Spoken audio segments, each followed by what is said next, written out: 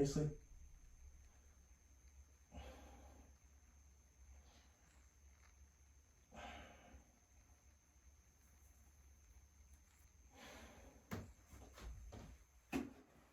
No one wants to fall out of heaven. Loneliness. That cold feeling of isolation. The feeling of being disconnected from the world. Being left with just you and your thoughts. The feeling of being alone. It's an emotion that some of us know all too well. But there's no artist, I feel, that knows that feeling better than Joji. Born George Kusanagi Miller on September 18, 1992 in Osaka, Japan, Joji is one of the biggest R&B stars on the planet with a huge cult following. Born to an Australian father and Japanese mother, George spent his entire childhood in Japan but moved to the US at age 18 to pursue a college education at the New York Institute of Technology. During this time in the US in 2011, he would give birth to one of the most iconic figures in YouTube and social media history, Filthy Frank. Now, the last time I tried to talk about Joji's come-up story, I was bombarded with comments of people being like, we already knew this. And my rebuttal to that is, do you guys not remember when every K-pop stan on the planet tried to cancel Joji when they had found out he was Filthy Frank? That was one of the funniest days on Twitter. But I digress. It's obvious that not everybody knows. Either way, I'll try to keep it short because a lot of this is going to be relevant for this video. Joji has had a social media presence since 2008. With his first channel, Disaster Music, where he started off making comedy skits with his friends back in Japan. But on August 5th, 2011, he would upload the first ever video in the Filthy Frank persona, titled Filthy Shit, a video where he describes some diarrhea he had in excruciating detail. Of course, diarrhea just exploded all over the place. And he would continue with that character for the next 6 years of his life, even opting to create 2 new channels, the now iconic TV Filthy Frank and 2 Damn Filthy channels respectively, channels fully dedicated to Frank. During his time on YouTube, he would upload pranks, skits, commentary videos, and even created his own mythos with the Filthy Frank character. And I'm not joking, by the way, there are literally hour-long videos on YouTube that are either explaining the lore or compiling it into, it's crazy. But arguably, the most popular content that he would make would be his comedic music under the Pink Eye alias, a character in the Filthy Frank universe. Spawning iconic internet classics like STFU and Unalive Yourself. However, Frank's online career took a bit of a turn in 2014. On May 3rd, he would upload a video titled Filthy Frank Exposes Himself, where he breaks the fourth wall to his universe a bit in order to give his fans some updates on what was going on in his life, and some announcements for his channel. The biggest one being that he was diagnosed with a brain condition, the name of which he has since kept private, that would flare up when he got stressed and end up giving him seizures, telling his fans that he had to calm down on the videos for a little while for the sake of his health. And he was definitely under a lot of pressure. He not only had to run the nightmare that was the Filthy Frank show, he was also a full-time college student who was working on top of that to be able to support himself. And when he told his fans this, a lot of them gave him the benefit of the doubt and were supportive, but many people were very toxic towards him. He got so much hate from part of his fan base to the point where he just had to up and delete the video. And I touched a bit more on this topic in my TikTok video, but to make it short for now, his interest in the Filthy Frank show and his overall mental health would take a pretty deep decline. The next few years, Joji's content would take a bit of a tonal shift, one that I will elaborate on later, but the most relevant came on October 8th, 2015, when he would release the first song under the Joji alias on SoundCloud, and he would continue sporadically uploading music to that account for the next year and a half. A while after that Filthy Frank Exposes Himself video, Joji decided to fully just drop out of school to pursue his online career full-time, and that was up until September 2017, when he officially had quit his YouTube career to pursue his music under the Joji alias full-time. Now, if it isn't obvious at this point, I'm a little bit of a Joji fan, just a little bit. And I've been following his music basically since middle school, mainly just aware of his memes and the comedic Pink Eye songs. But in late 2017, I do vaguely remember watching the music videos for Will He and Demons in Passing. And at the time I wasn't interested, but I was still really impressed that the dude who made a song about how he wants to have sex with Dora the Explorer and tries to justify it for 2 minutes, oh my god, what the fuck was that song, could make such compelling music and visuals. But in October of 2018, my interest peaked. On a Thursday afternoon, I would watch the music video for the song Test Drive for the first time, and I immediately fell in love. It's, to this day, still my favorite Joji song. The following year, I progressively listened to all of Ballads 1, as the only album I had listened to all the way through around that time was XXXTentacion's ? So, as 2019 went on, I fell deeper in love with Joji's music, and Ballads 1 swiftly became one of my favorite albums of all time. But what drove me, and maybe most Filthy Frank era fans, to Joji in the first place was how relatable his music was. The most common subject matter in Joji's music is always about heartbreak and a decline in mental health. And those songs always leave you with some level of emptiness inside. Hearing Test Drive for the first time, it genuinely felt like somebody had just left me high and dry and I was just left to deal with that emotionally. You could really feel how lonely Joji felt after realizing that this girl didn't want anything serious. And it's truly heartbreaking. That, to me, is what Joji is good at, making you feel lonely. And I'm going to go over 6 of his songs just so you can see what I mean.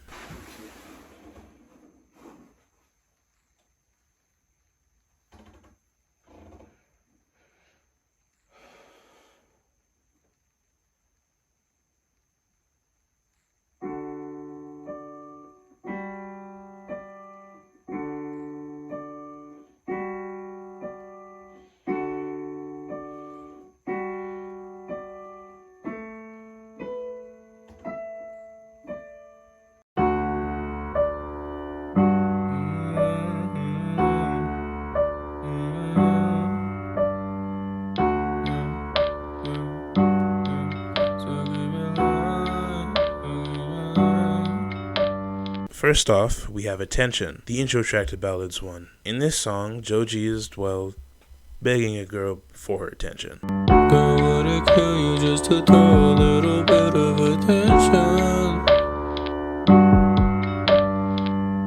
If I hurt you, I'm afraid God's gonna teach me a lesson.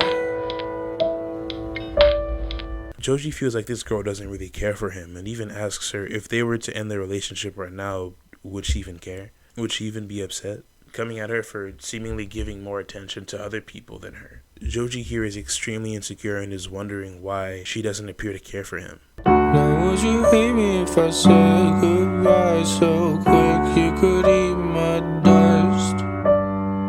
Now would you hate me if I ran like hell in the wind from dawn till dusk? When you cry you waste your time over boys you never liked.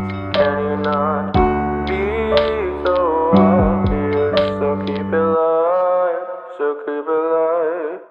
But after catching himself, he explains to her why he acts the way he does. No, I thought I'd vocalize my troubles, but I'm not able to sound.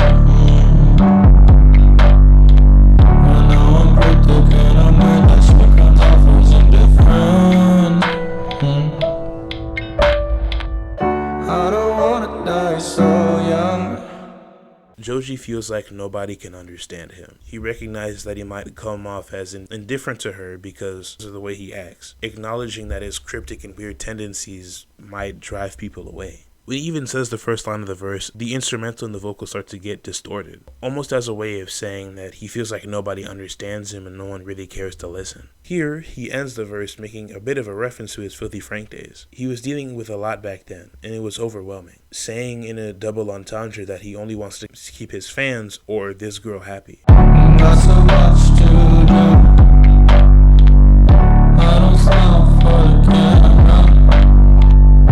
Only smile for you, smile for you. Now would you hate me if I said goodbye so quick you could eat my dust? He wants somebody to care about him and see him as a human being. This song itself can be seen as a double entendre about his dwindling happiness during the final years of the Filthy Frank channel. Now would you hate me if I ran like hell in the wind from dawn till dusk? When you cry you waste your time over boys you never liked. Can you not?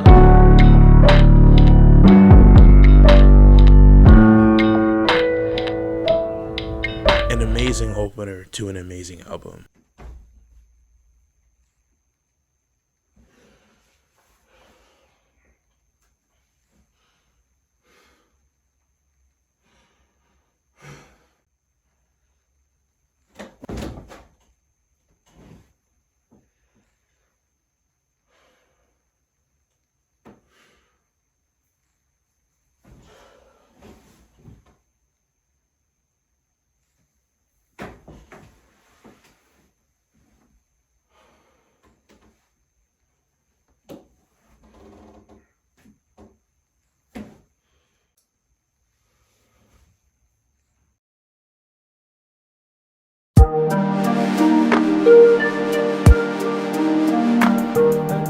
Right after that, we have the second track on Ballads 1 and Joji's most well-known and iconic song to date, Slow Dancing in the Dark. In this song, slow dancing is used as a metaphor for a failing relationship and how Joji feels this darkness or depression looming over him as his relationship comes to its demise. And the song already starts off on a rocky note.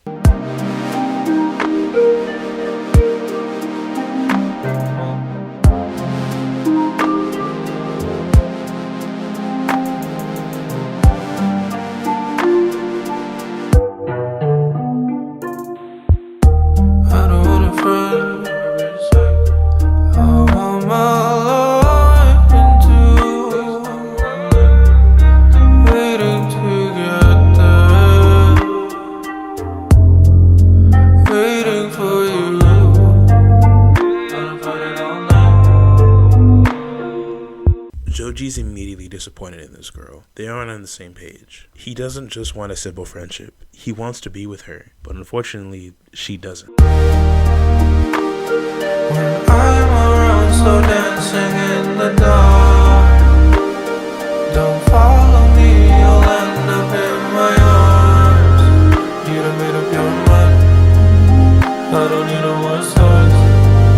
Joji, in the first pre-chorus, starts accepting that they won't be together, even telling her not to fall for him, as he doesn't want to drag her down into his darkness. At this point, Joji is going back and forth. He is torn. He wants to be with her, but he's also aware of his current mental state. Joji's overwhelmed by the darkness that he's in. He's heavily distraught that this relationship is going to end. When you gotta run, just hear my voice to you. Shutting me out, you doing so great, yeah. Used to be the one to hold you when you fall, yeah.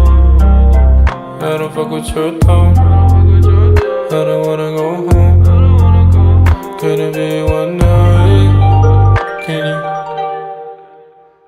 So at the end of the pre-chorus, he asks her for just one more night before they call it quits. But then, can you give me reasons we should be complete? You should be with them, I can't compete. You looked at me like I was someone else. Can't you see? Joji asks her to follow her heart and be with another man, saying that he can't compete. He doesn't want to drag her down into his darkness and wants what's best for her because he still loves her. Even then, is still internally torn as he drove her into the arms of another. He knows that they won't work out, but he still yearns for her. In the music video and cover art for this song, we see that Joji's been struck by an arrow and is bleeding out. The arrow is meant to be Cupid's arrow, signifying that he's fallen in love. But instead of being happy, Joji is in pure agony. The love that he's so desperate for is driving him insane and is slowly killing him.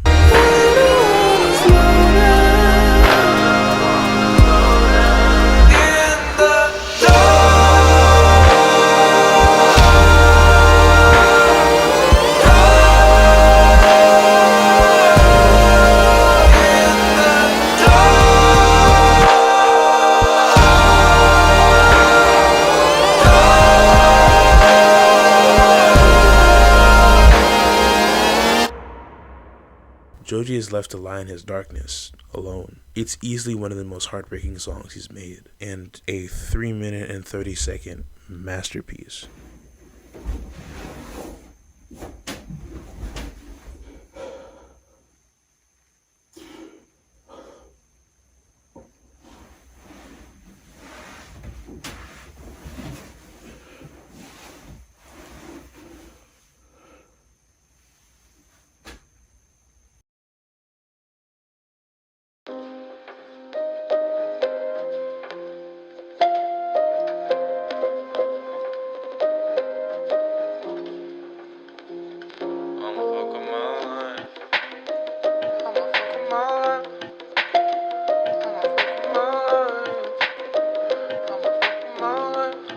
And after that, we get one of the coldest feeling songs he's ever put out, the now iconic Yeah Right. This song is the full embodiment of feeling alone and isolated. In this song, Joji's going through a super rough breakup. In an attempt to get over this girl, he decides to go out clubbing. I'ma fuck up my life. I'ma fuck up my life. We gon' party all night. She don't care if I die. Yeah right, yeah right. Yeah, I bet you won't cry. Yeah, I bet you won't try. But you know I don't mind. But you know I don't mind. Yeah right, yeah right. Yeah right, yeah right. Yeah right, yeah right. And while in this club, he meets a girl. She is content partying with him and they seem to be having fun, but then internally, Joji starts to get upset. He keeps stating that, she doesn't care about him. If he were to die in the middle of the club, this girl wouldn't even bat an eye. But Joji isn't really upset at this random girl. He's just projecting his frustrations over this breakup onto this random woman. Yeah, you better know that she ain't never give a single fuck about me. Yeah, you bet you know that we ain't never gonna be together, I see.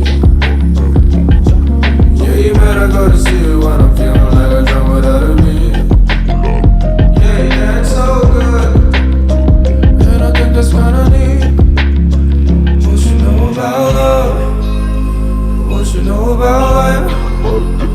What you know about blood? Bitch, you ain't even baptized. Yeah right, yeah right. And the second verse continues this. He's again projecting his frustrations over the breakup, almost trying to tell himself that she never cared for him in the first place. He's trying to numb himself by going out and clubbing and partying, but it isn't working. Once again, in the video and cover art for this song, we see Joji getting twerked on by two girls in the club, and he is fully indifferent to it. And as the music video progresses, we see that he appears to be on some kind of bender. He is trying to numb himself by satisfying his libido, partying, and getting into some general antics, but again, it isn't working. Yeah, you know I feel right. Yeah, you living right now. You don't ever pick sides. Yeah right, yeah right. I'm overthinking my pride. I don't gotta look nice. She just feeling mine. She just feeling mine. Yeah, you better know that she ain't never give a single fuck about me. Yeah, you bet you know that we ain't never gonna be together, I see. Yeah, you better go to see her when I'm feeling like a drum without a beat. Yeah, you dance so good, and I think that's what I need.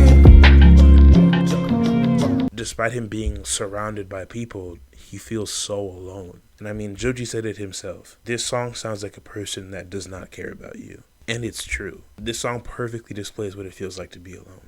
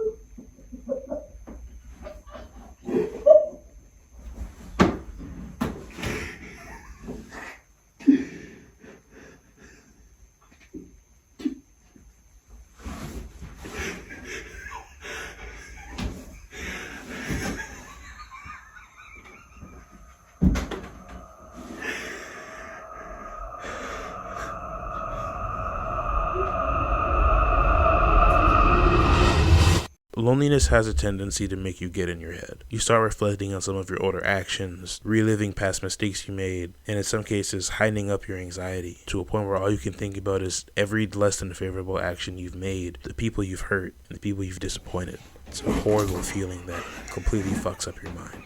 And this next song shows you what happens when loneliness starts corrupting your mind.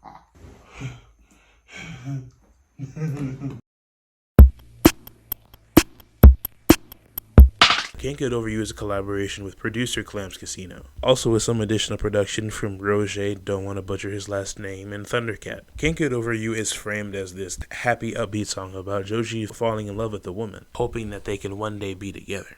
I can't get over you. Can't get over you. And before I die, I pray that I could be the one. That I could be the one.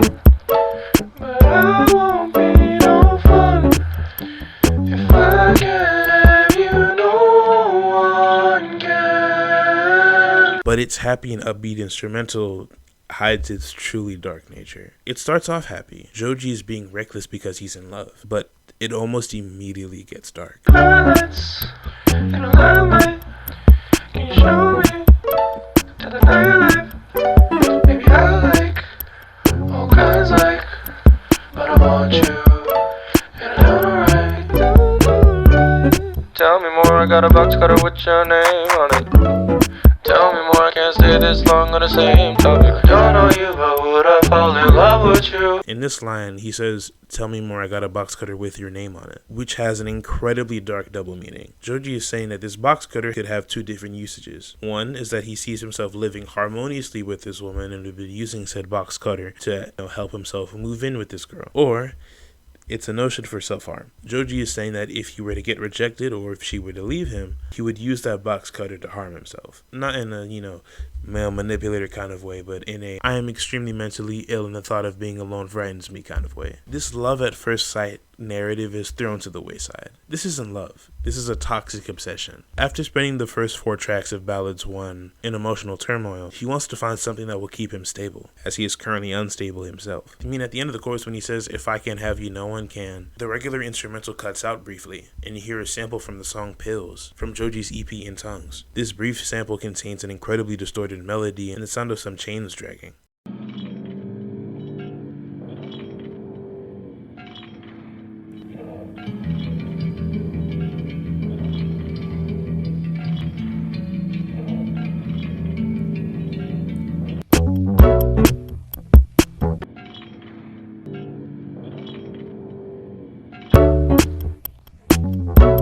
This almost signifies that Joji is willing to inflict harm on others or himself to anybody who gets in the way of being with her. I don't have no social cues. I'm out for you. Hey, I can't get over you. Can't get over you. And before I die, I pray that I could be the one. That I could be the one.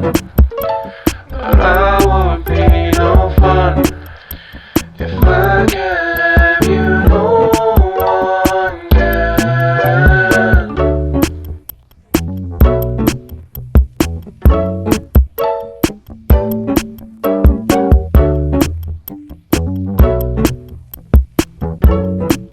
At this point, Joji has fully lost it. But here's where I want to take a brief intermission.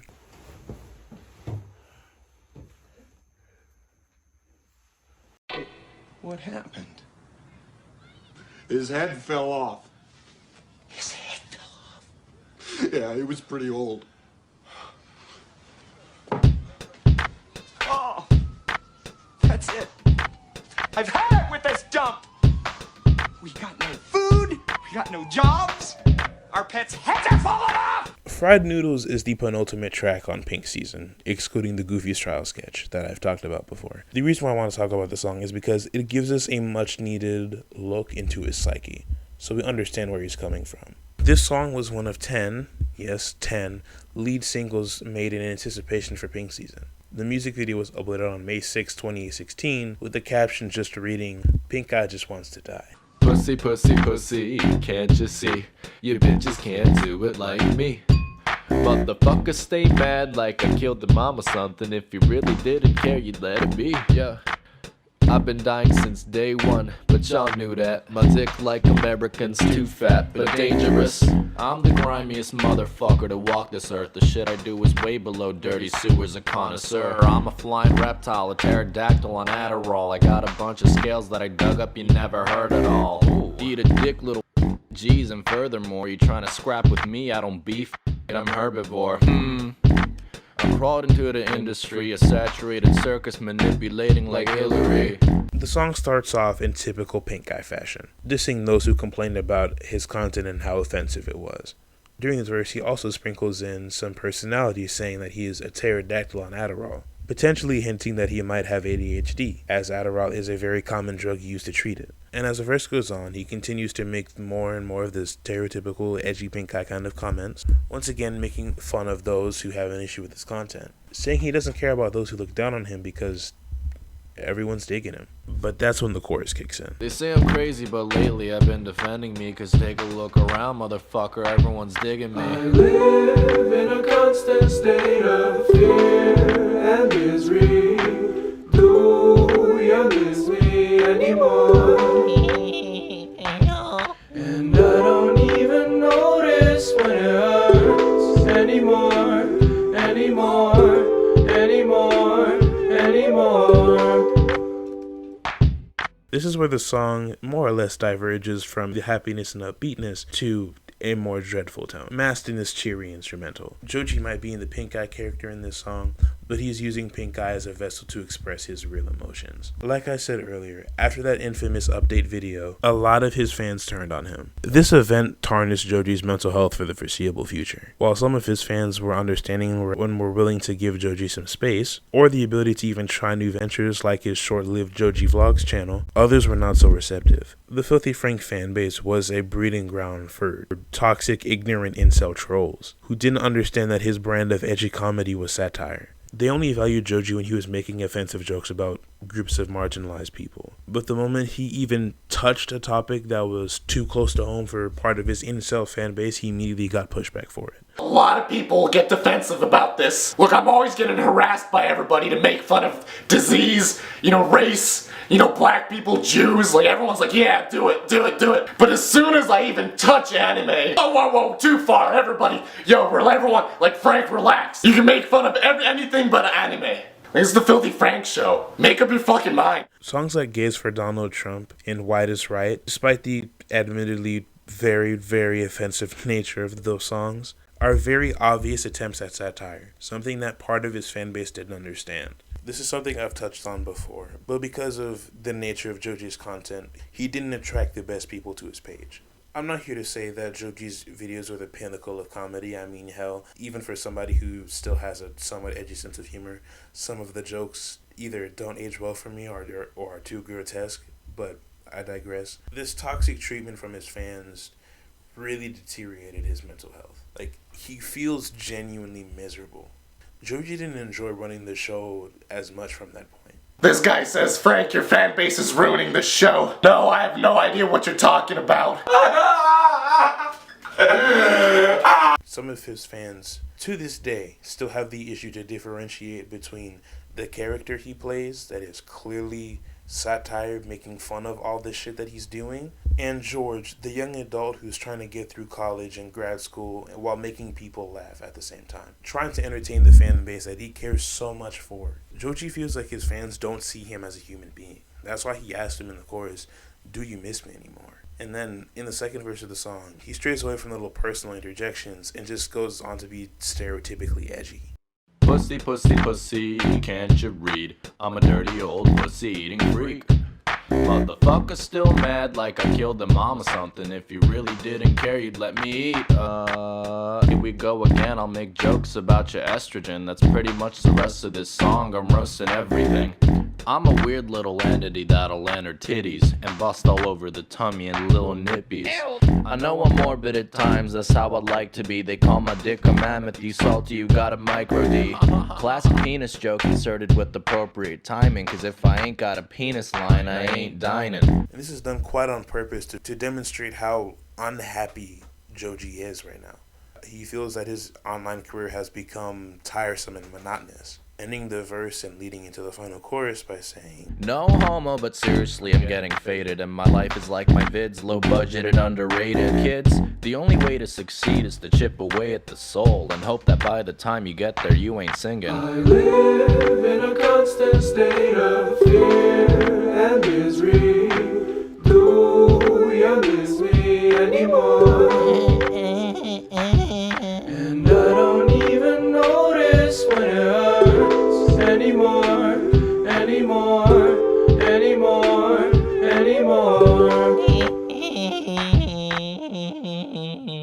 Don't take the lyrics too seriously, I don't really give a shit.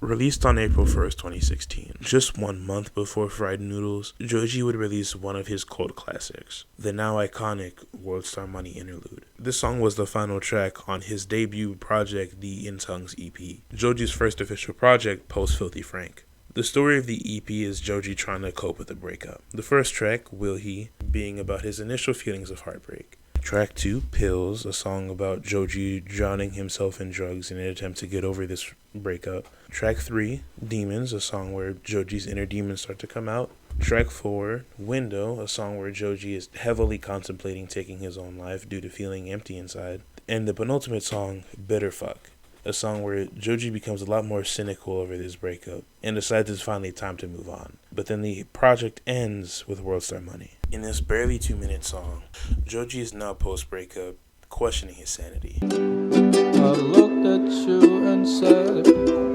oh, oh, oh. Baby, I'm crazy. So tenderly, you watch me burn, oh. He gazes into his ex-lover's eyes and asks her if she thinks he's gone crazy. In Joji's eyes, she sees nothing wrong with him as he's burning up inside, and that riddles him with anxiety, feeling that something is wrong with him. He doesn't feel like he deserves love and questions why somebody like her would have been with him in the first place. Joji here harbors a lot of self-hatred and believes that others around him hate him too, bringing us to the point where he answers his own question. So tell me, I'm crazy.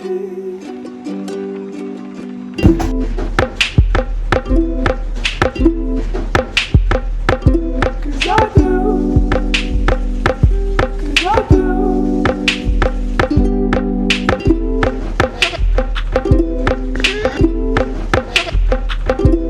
I do. Cause I do. Cause I do.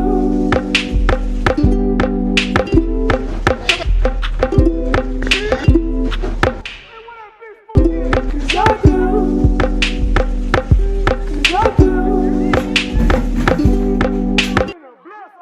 The repetition and unsettling instrumental loop insinuating that he is starting to lose his sanity. The background audio from the Worldstar hip-hop fight, he's insinuating that he is clearly fighting something. and starting to lose his sanity. And after convincing himself that he's gone crazy, the song ends in this outro where he's wallowing in fear and agony. His insanity potentially driving him to suicidal thoughts that scare him. He sits there screaming into the abyss that he doesn't want to die.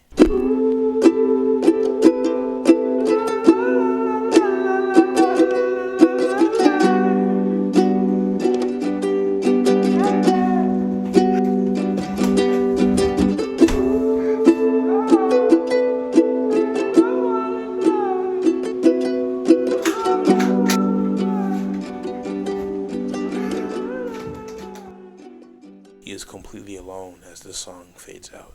Joji has made some of the most memorable and relatable art I've ever listened to. I don't know if it's because I was a fan of his previous work, but Joji's music has always had the ability to communicate a gambit of emotions. Sometimes I can throw on a song like Test Drive and just vibe, or sometimes I want to just sit there and cry my eyes out to it. Joji's music has this weird quality to it. I would describe it as a comforting darkness. He welcomes you into his mind. Most of the subject matter in his songs are about love, heartbreak, and depression. And despite that, Joji opens up a gate to his mind in these songs. You can really feel the emotions that he feels. Whenever I might be at a low point, his music to me has always felt like a shoulder to cry on. It feels like somebody genuinely gets what it feels like to be afraid, wallowing in your own impaired psyche. The reason why for me is because he's able to commute these feelings of isolation and depression so well. His music to me, it feels so human. Like I said earlier, Ballads 1 is one of my favorite albums of all time.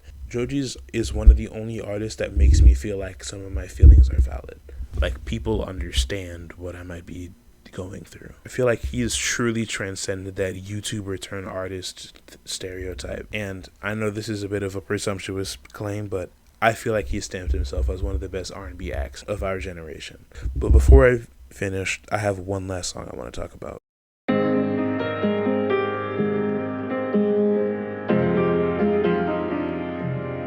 1am Freestyle is the final song on Joji's third album, Smithereens. The song once again narrates the end of a relationship. You know you can make it, you can't make it alone.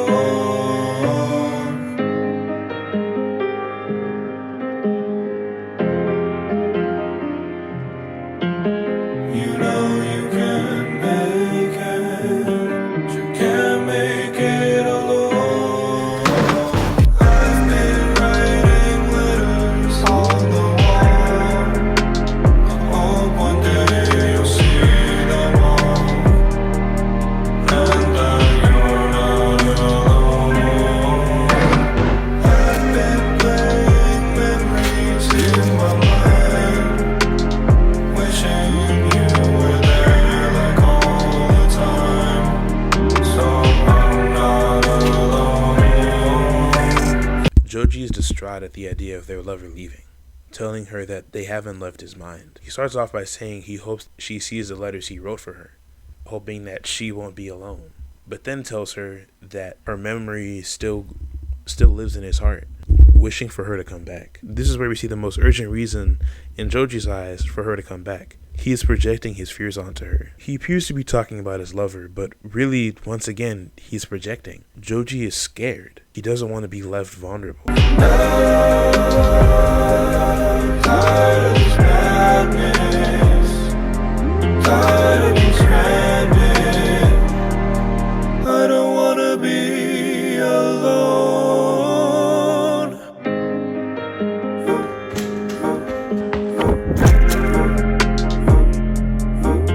You know you can make it, but you can't make it alone. And I'm tired of this madness, tired of being stranded. I don't wanna be alone. He doesn't want to be alone. As we've discussed, Joji's fear of loneliness only leads him down a dark path. A path where his mental health falls apart and where he falls back into some unhealthy habits. The most pressing, of course, being his urges, which leaves him to fight one of the hardest battles anybody could ever face. a battle that comes from within. It's Filthy Frank, motherfucker! It's Filthy Frank, bitch! Let's get some pussy tonight.